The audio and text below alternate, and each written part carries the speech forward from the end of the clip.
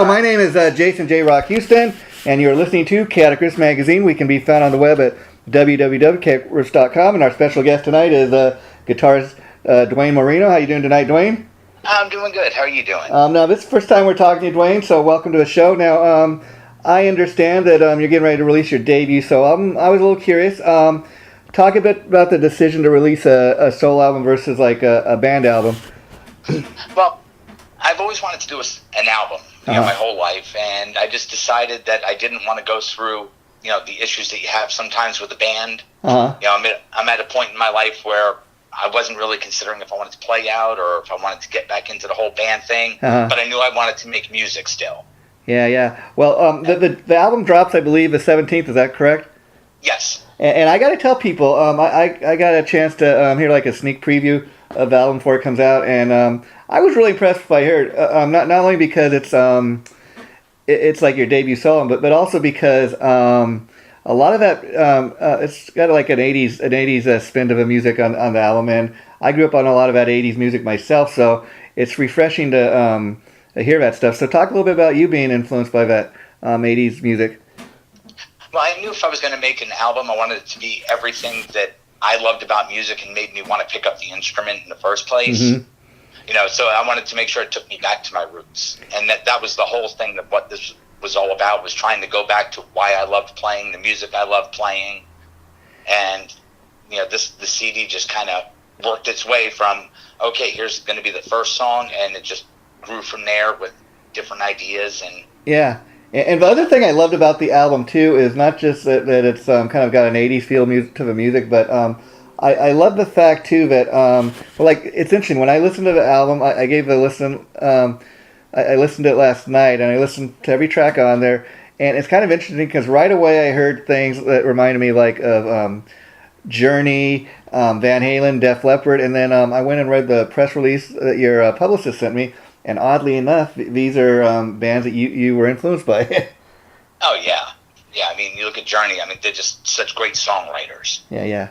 And that's what really does it for me. You got to be able to write a good song, and, that's why, the Journeys and the Def Leppards, it's just, they're timeless songs. And I think that's the thing people are going to dig about your album. To see, I kind of dig the fact that, I was just listening to your album for the first time last night, and what really impressed me, I got thinking, wow, it's kind of, that's what the impression I was left with. There, we got it's 11 tracks, I think, and got 11 great tracks on the album from start to finish. And see, what I dig about it is these are songs with vocals. You could have went in and made like a guitar shred type album, but rather than do that, each song really stands out on its own. They've got vocals, and they each tell a great story. And that's what great songwriting is all about. Oh, thank you. Yeah, I decided, actually, one of the songs was an instrumental. Mm-hmm. And it actually turned me into making it a vocal album because I didn't feel like it was telling the story that I wanted to tell lyrically. And that's the thing, because when you're doing like instrumental music, there's an audience obviously for that, but a lot of times when people are listening to it, a lot of times unless you're you got a musician that's creating music where every song really, even though it's instrumental, kind of stands out on its own, like Steve Vai or Joe Satriani, a lot of times those albums, you got 10 songs, they all sound the same. And so a lot of times when you're listening to instrumental music, it's more about a feeling than like telling a story. It's very hard to kind of interpret what the song is about because it doesn't have any words, Right. It's very emotional. You listen to Steve Vai or Satriani, or any of those players. Now, Steve Vai, I've been a fan of his, and what really impressed me about his playing is, he's a great shredder and everything, but he can kind of do it all. And if you go back to like a lot of people, the first place I heard him on was the David Lee Roth album, Eat 'Em and Smile. And I remember first time I heard Yankee Rose, he literally made his guitar talk, like David, and he did the same thing when he released Passion Warfare. His first single, I believe, was called The Audience Is Listening. Man, his guitar was talking to me. Yep. I could never do anything like that, not even remotely close. Yeah. Yeah. But I know Eat 'Em and Smile, when that came out, I think I was in 10th grade, something like that. Yeah. And that opening chord, watching the video on MTV with a bottle of anything, and then that chord, it was just like, okay, this is going to be good because it was different, Yeah. And then he starts doing the talking back and forth. It was just like, wow. Yeah, and if you've ever been to if you've ever seen like a Steve Vai concert, it's like totally a unique experience because again, it's most of it is instrumental. He's got some vocal tracks on some of his later albums, but a lot of it is instrumental, and it's just the fact that he's able to keep the audience, its attention for long enough to do a live show. That's kind of pretty interesting. Oh yeah, I know. I just recently saw him. I want to say in December down for the Generation X show. Oh yeah. And just phenomenal guitar playing all night long from everyone. Yeah, and it's inspiring as a musician to see that sort of stuff, Yeah, and to see how the way on a tour like that, the way the guitar players all interact with each other, that's just amazing, Mm-hmm. Now, other thing I dug about the album is some of the, they're not major name players, but some of them are. Like we got some of the Firehouse guys. You got Pat Badger from Extreme. Now, how did you go about picking the guys that would play on the track? Did you know any of them, or did you just reach out to them and say, "Hey, I'm putting this album together"? Well, some of them I knew, and some of them I reached out to after making a couple of decisions after talking with Bill. Bill and I have been friends for like 10 or 12 years. Bill Leverty. Yeah. So we've been friends for a while, and I finally, when I said I was going to do my CD, he's like, "All right, you're going to do CD." I said, "Well, I want you to mix it." And he's like, "Oh, okay, great, man. I'll help you out. Why not?" Yeah. So I gave him some tracks, and we both sat there listening to him, going, that drum machine, the drums just don't sound right. They don't sound right, because I'm not a drummer, so I can't think like the drummer, Yeah. So he's like, "Hang on, let me call Mikey." Gives Michael a call. "Hey, Duane's putting together a CD. Would you mind, doing some drum work?" And that's how the whole process got started with getting everyone on board. Now I see that he mixed it, and it said something about it was recorded at his studio. Were all the tracks, did you record the tracks all in the same studio, or they recorded, separately, one by one? Actually, they were recorded separately. I want to say the final count was like 17 different studios. Oh, okay. So, yeah, Pat's tracks were recorded up at his studio up in New England. Nita recorded her tracks out in California, if I'm not mistaken. Danny, of course, lives over in Europe, so his were recorded over there. Okay.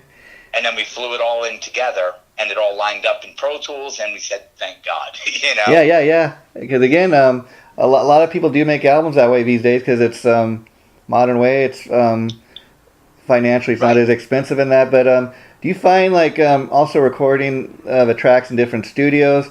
Do you feel that it gives it a different feel that different songs are recorded in different studios versus the same studio? It does give it a different feel because the dynamics are different. Yeah, if you're in a more comfortable environment, you're going to play a little different because you're not going to be nervous. It's like being on your friend's guitar versus your own guitar. You're a little more nervous, a little uncomfortable.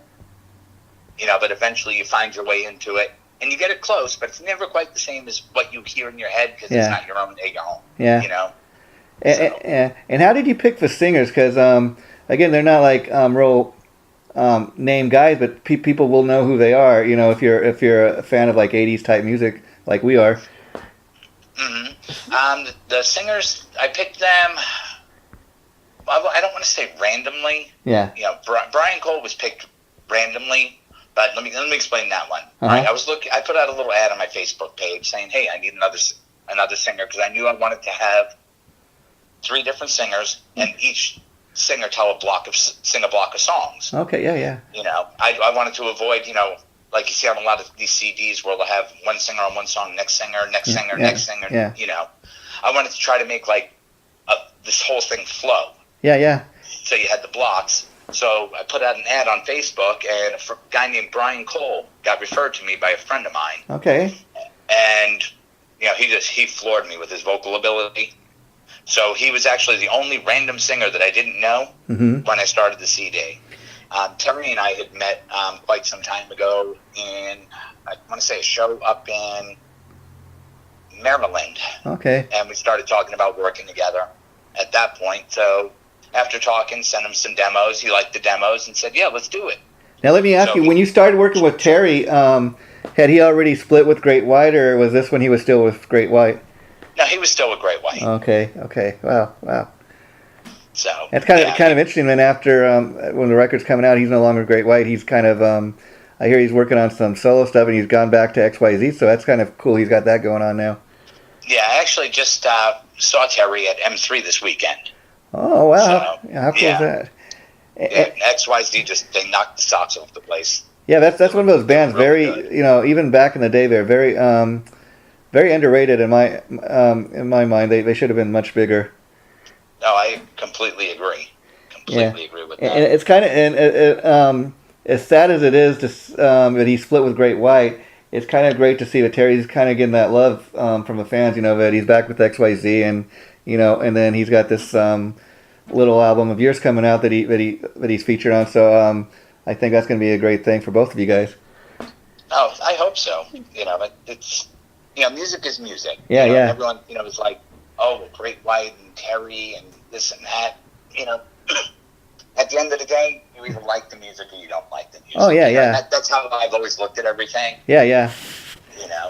But as far as XYZ, man, it's totally different than Great White. Yeah. So it's nice to see a different side of Terry than the Great White. Yeah, well, side, I'm a longtime Great White fan myself. But what really surprised me was when they split with the original singer Jack Russell, how accepting the Great White fans were of him. Not just because anytime they split with the original singer, always that's a hard thing for fans to deal with. But people really accepted him right away. I felt, and it's kind of a shame that for whatever reason he split with the band split with him. But I'm just glad to see that he's still out there doing what he does. Mm-hmm. Yeah. Yeah. And now I will say this, Duane, after hearing your album, I do kind of agree with you, because a lot of times when you have albums like this where there's more of an one singer on them, a lot of times there's really it doesn't really flow properly, if you know what I mean. But this throughout your album, it really is quite flows quite nice. Thank you. Yeah, and so I think you really accomplished that. Now, have you given any thought to? I know it'd be hard, but I guess you could get a group of musicians together to go out and do live shows. Have you given that any thought, or does it kind of depend on how the album does? It doesn't really depend on the album does, because I'm going to go out and play either way. It's one of those things. You love it or you don't love it, and I love to play. So, I'm definitely going to get out there and do something. I know Terry and I were talking about doing some shows together. Maybe picking up a drummer, because Michael is busy with Firehouse and Pat's busy with Extreme. So, and now like Terry, he's got the vocal ability, I would think, to besides doing the songs that he plays on, I think he could tackle the other songs that the other singer did. I mean, that's why I don't think it'd be too hard for you to go out and do shows like that. Right. Yeah, Terry could sing this stuff. Yeah, definitely. We've already talked about that. Wow. And have you over the years toured much or got a chance to play live? Because I was reading that that you're a guitar player, used to be in another band, and that I don't know if it's been a while since you've done live shows. That's kind of what I was getting at. Right. Yeah. Right. Well, I used to play a lot in the Tampa Bay area, and then I started touring with the oldies bands from like the 60s and 70s. Oh, started touring with some of those guys. I got to play over in like Germany and stuff like that. So it was pretty cool. That was a lot of fun. Yeah, because this stuff. I mean, this album you're putting out, I really got into every song. I mean, I think my favorite track on there would be "After the Love." But I got to say that I think people could really get into this album. And I was kind of interested when I was reading the press release that Chip sent me. It was saying that you also played in bands like doing like 50s type era music. So I'm like, wow, this guy's all over the map. Mm-hmm. Yeah, that goes back to my whole original thing of music being music. I'll go and I enjoyed country. I was in country bands. I was in doo-wop bands. I was in funk bands because I'm also a piano player and a keyboard player. Yeah. So so to me, Stevie Wonder is just as comfortable as Van Halen. Yeah, I'm with you there. I mean, I'm as much of you're talking to a guy who typically listens to like 80s and 70s era music, hard rock, metal, but I have just as much of appreciation for like let's say the Eagles or Tom Petty, because like you're saying, these are bands. For example, they write great songs. They're timeless. So to me, it's like if it's good, you don't have to be a full blown on metal fan all the time. I mean, you can appreciate everything. Right. Yeah. And I was curious, Duane, where are you originally from? I was originally born in New York. Okay. I moved from New York when I was about 7 years old down to Florida and spent 30 years there. Oh, wow. Wow. Uh-huh. And how old were you when you first started playing? Let's see. I started playing piano when I was about 7 and then picked up the guitar once I heard Van Halen's Good Enough. Oh, wow, so wow. somewhere around 1985 I started playing guitar, so maybe 15. Wow, wow. Oh, since you're a Van Halen fan, I'll give you a little bit of trivia here, see if you know this. On the 1984 album, there's a song on there that has a special guest that somebody else, like an outside writer wrote the song. Any idea who that would be? Oh boy. Oh, we're going to play this trivia game, and I know I'm going to get it wrong, so I'm not even going to dare take a chance on guessing that one. The song, you can check this online later, but somebody's telling me that the song "I'll Wait" was actually co-written by Michael McDonald from the Doobie Brothers. I could believe that for some reason. Yeah, and I didn't know that initially, but being a Van Halen fan all these years, and then I found this out, like, oh yeah, I could hear his kind of influence in that now that I know it. Yeah, now that you said that, I'm thinking of the song, and I'm like thinking of the keyboard riffs, and and I'm like, yeah. That could be Michael McDonald, you know. And it's kind of interesting. You mentioned you started out on doing piano. A lot of guys, even a guy like Jakey Lee. And I think the reason for that is because a lot of times it's easier to learn to write songs like on a piano, and then you kind of learn the chords that way. Mm-hmm. Yeah. Right, you just transition and you say, okay, the third fret on the A string, that's the C, and this is the C here. You know, you have something you can relate to. And as far as learning, when you're first starting out, I was curious, did you take a lot of lessons, or would you consider yourself more of a self-taught player? Mostly self-taught. Okay. So okay. My mom and dad both used to play instruments. My dad played guitar. My mom played piano. So it was always in the house. So we'd sit, and have like little piano time. So being that mom and dad were musicians themselves, did they kind of encourage you, or is it more of just a fact that you were influenced by that because you grew up around it? No, they encouraged it. Yeah. They encouraged it. I remember, in my teenage years when I started like my first band and stuff like that, they would be like, "Hey, Mom, we want to go cut a demo because we're going to do this and be famous and blah, blah, blah," And they're like, "Oh, here, okay, go with your friends," And so, who were the players that really were your heroes growing up? Oh, Eddie Van Halen, Steve Vai, Stevie Ray Vaughan, loved listening to him. Wow. Yeah, I mean, great guitar player. Of course, Betancourt, Jeff Watson, Brad Gillis. Oh, wow. Now, Eddie Van Halen, who isn't a fan, but I got to tell you, most people may be surprised to learn, in spite of what Eddie can do on the guitar, he can't read a lick of music, but that isn't necessarily a bad thing, if you know what I mean. Yep. Yeah. That's the one thing that I found, like, putting this whole CD together, that I had an interesting conversation with someone that is actually a professor at Berkeley. Uh-huh. And he's like, but Berkeley, the thing is, everyone comes in different, but they all end up leaving the same. Yeah, because a lot of those cats that come from schools like that, the thing is, like, you take a guy even like, let's say, Tony McAlpine, great player, a guy that can play really technically precise. And again, there's a fan base for that and an audience, but there's also something to be said, a guy like Yngwie Malmsteen just kind of play off the cuff and, do what he does, or Richie Blackmore. And so I think there's room for all these different types of, guitar players. But there's some, it is rock and roll in the sense that that's what I used to enjoy about, like, going to see bands like Deep Purple in concert. I'm talking about, like when Richie Blackmore was in the band and John Lord was still around. You'd go see Deep Purple and they do like a 30-minute jam of Highway Star or something like that. John Lord knocking out on the keyboards. And you're definitely not getting... it's like they say, if you want to listen to the record, I'll stay home and listen to the record. But if you want to be entertained, I'll go see a live show. Yep. Yeah. Absolutely. Yeah, and that's why when people tell me, like, hey, keyboard sucking this, I go, well, you listen to a band like Deep Purple, you even listen to a band like Boston from the 70s or Bon Jovi, and there's a place... Or even go modern, Dream Theater, come on. Yeah, there you go. Yeah. And, the other thing I got to tell you, now let me ask you, what was the process as far as getting this album released? Like, is this, are you releasing it independently? Do you have a label behind you? I'm doing it independently. Oh, that's cool now, because that could work for in many ways. I mean, obviously, if the album popular and makes a little bit of money, that'll go back into your pockets as opposed to having to share it with the label. Mm-hmm. Yeah. Well, when we started recording the CD, the one guarantee that we all made each other was there was going to be no labels involved. Mm-hmm. There was going to be no pressure involved to get it done. Yeah. And, it was going to be done for the fun of music and because we all love music. That was, like the three, basic categories.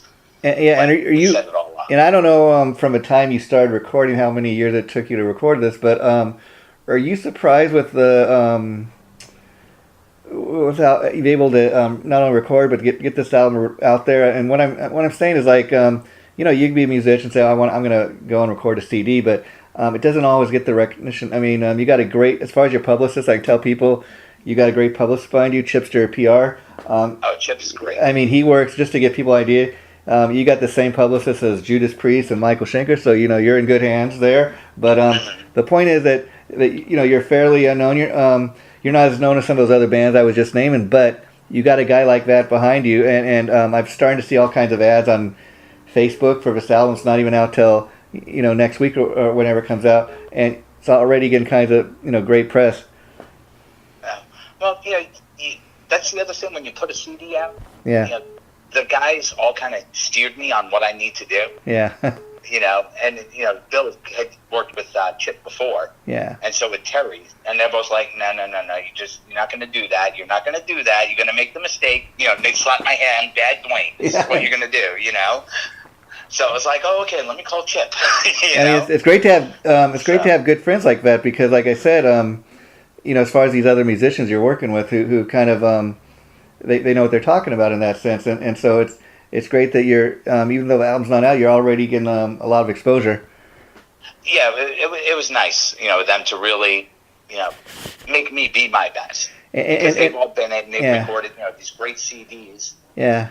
And I love supporting like local talent, local musicians, and up and coming musicians like you. And it's got to feel like to you like you're living the rock and roll dream in a way because, like you were telling me at the beginning of the interview, it's kind of I've been wanting to put an album together and it's finally here. I mean, what was that like to once you mix the final product and you get that final CD printed and it's in your hands and you play it for the first time and you see the artwork? I mean, that's got to feel like a major accomplishment right there. Yeah, it feels like you just got done, going over Mount Everest. Yeah. You're at the top. This is it. And you're either gonna, try to go higher or you're gonna fall down the other side. Yeah, and where are you living these days? Are you still in Florida? I'm up in Northern Virginia. Okay, and now in regards to doing live shows, I was curious. You primarily doing like local shows up there in Virginia, or do you want to play like different places? Different places. I know we're talking about putting something together, doing more like special events, festivals, and stuff like that. Oh, cool. Yeah, because that's going to be the easiest way to try to put something together. Terry's got his XYZ schedule, and he's got his Terry and his Vagabond schedule. Uh-huh. And then the people we're talking about for like bass and drums and things like that, they have their own individual schedules. You got to work around all that. Exactly. So just have an event type band look at it like, okay, it's 5 months from now. Who's got what going on? Yeah. And I think the fact that the shows would maybe be so spread out like that people wouldn't get tired of seeing you play out. There's some bands that they're playing out every week, and so if you have a schedule like that, it makes people want to come to the show when you come to their area. Mm-hmm. Yeah. And have you ever given like guitar lessons, or is that something you'd ever consider doing? I have given guitar lessons in the past. And typically, like when you give somebody lessons, do they kind of come to you and tell you, "Hey, this is what I want to learn," and you kind of teach them what they, or do you have like a teaching method of what you teach them? I teach them. Well, I teach them a basic, and most people don't want to understand that you have to walk before you can run. Yeah, makes sense. Yeah. So it's frustrating a lot of times because it's like, no, you're going to play Auld Lang Syne, G, G, C, C. Yeah. And they don't want any part of that. They just want to go straight into, okay, I'm going to play, Master of Puppets or something. It's yeah. No. You're not at that level yet, buddy. Yeah. Right. Exactly. Yeah. Exactly. And now, again, because I do love all the songs on this album. I mean, and that's really what they are. They're songs, and people people are they might not know right away who Duane Morano is, but after they hear this album, they're going to kind of want to. Okay, I want to. Does this guy have anything else out we can listen to, or where can we check him out? And I know you're on Facebook, but do you have an official site or anything else where people can go to? Oh yeah, DuaneMorano.com. Okay, and now Duane, I was curious. The songs that are on the album are these tunes that are fairly new that you just wrote specifically for the album, or are these songs that have been laying around for a number of years? Well, there's like 2 songs that have been laying around for a bunch of years. Yeah, and I bet that's got to be a great feeling to finally get these out there, huh? After all these years. Yeah, it is. Because one of them was back. One of the guys that played on the CD, I was in a band with, right out of high school, and we started getting the buzz around the Tampa Bay area. We went and cut a demo. The DJ for 98 Rock at the time, a guy named Austin Keys, heard the band and liked one of the songs we played, and we said, we just cut a demo with that. Let us give it to you. Oh, wow. So, we gave him the cassette, and next thing you know, he puts it on rotation on his station down in Tampa. Wow. Right, and then from there was the song Manhattan that's on here. Okay, that's the other song I wanted to ask you about, because you were mentioning Nina Strauss. Now, she's one of my favorite, new up-and-coming guitar players. I mean, she's played with Alice Cooper. She's got a great solo album. She's been doing some solo shows. How did talk a little bit about the song you recorded with her, and what was that like having her on the album? For me, that was monumental because I admire her as a player. Yeah. And I admire her for all the doors that she's broken down. Yeah. As far as female players getting, being like the first Ibanez female endorser, that's huge. Because I've been an Ibanez fan since I started playing. Yeah. I don't want to sound this way, but as impressive as that is, being a female guitar player, and it's a pretty impressive thing. But I just think when I hear her playing, to me it's great. Kind of like what you're saying, it's just great playing, and I don't even think is that a male or female. And exactly. And that's the thing is and I think, okay, she plays with Alice Cooper, she does her own thing, and a lot of people maybe not. No, she was once in the there's an all Iron Maiden tribute from Los Angeles. She was in that at one time, and they've been all over the world. This is a tribute band to Iron Maiden, an all-female tribute band she used to play in, and they've taken their show to like Russia and Mexico, all over the world. They're one of the biggest touring tribute acts, and it's just she got her start in that. And then I also know that when they had the LA Kiss football team. She played guitar like in the band when they'd have musicians come down and play stuff. So she was part of that for a while. Kind of interesting. Right. Yeah. Yeah, but just you listen to her play, and like you said, you don't know if it's a man or a woman. That's why, like when I saw her getting in her own signature line and starting to be on covers, it was like finally a woman is getting the credit they deserve as being a guitar hero. Yeah, I mean, it's funny because I remember when I was growing up. But when I was growing up, I mean the probably the three, as far as guitar players, but the 2 big female guitar players at the time were Joan Jett and Lita Ford, and for years there weren't any other outside of maybe Dora, and she's a singer, but those were like the top 3 female, metal acts as far as females went. Now you got the Butcher Babies and all these other bands coming out. Yep. Yeah. It's nice to see. It really is. And see the thing, again, I don't mean to sound sexist here, but the thing with Nina Strauss is great.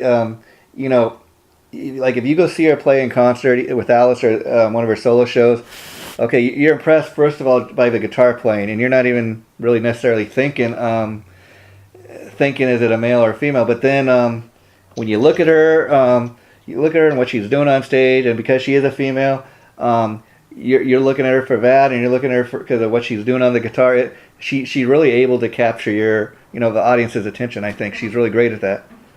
Right.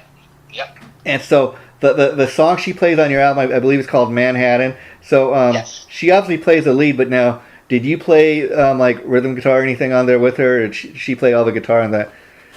She actually played the first half of the lead, and I did all the rhythm guitars in the second half of the lead. There's a little spot in the middle where the 2 of us do like a little harmony section for like 2 measures or something like that. Wow. And that's how we transition from her guitar solo into my guitar solo.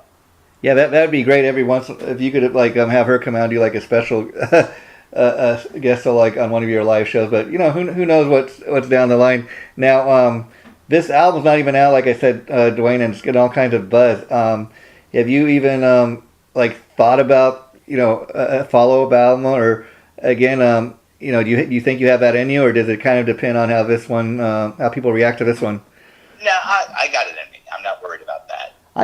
I hope so, because again, it's amazing that this is your debut album, and I gotta tell you, I think people are gonna love it. I mean, I'm an instant fan. I knew nothing about you till Chip sent me the press release, and I said, yeah, I definitely want to interview this guy, and then he sent me a download of the album to check out, and that's the thing is, like I'm a song guy like you, Duane, and I love the fact that they've all got vocals.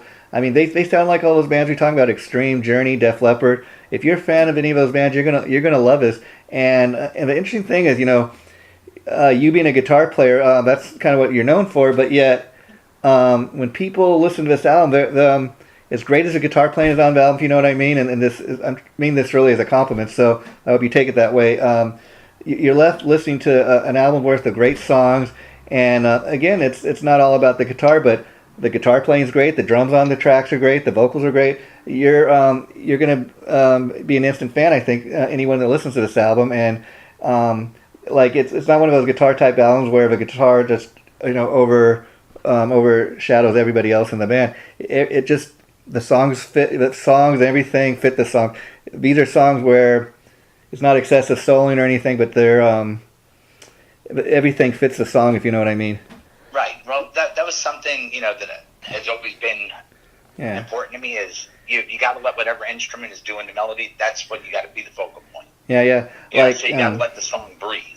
Yeah, like I'm a Kiss fan, and they had this guitar player named Vinnie Vincent, like on the Lick It Up album, and he's even trying to make a comeback album. And a lot of people say that this is a guy that overplays. He's very talented at what he does, but if you listen to any of his solo albums he's put out, the problem is he kind of overplays, where he's trying to showcase, as opposed to making the rest of the band shine. And he's a great songwriter and stuff, but he kind of tends to overplay, and that's why people either love him or they hate him. But I think listening to your album, the songs just everything fits and it's all there, and I think people are gonna love it.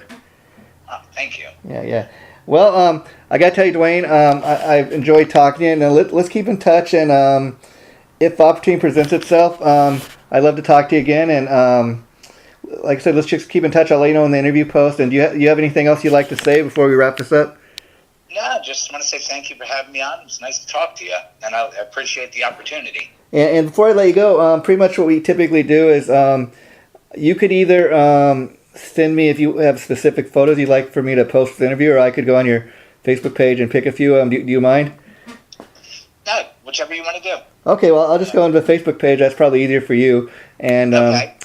And then I'll let you know once the interview posts. But you have a great rest of the day, and best of luck with the new album. And if you get a chance to come out to the LA area, I'll definitely come down and check out your show if that's possible.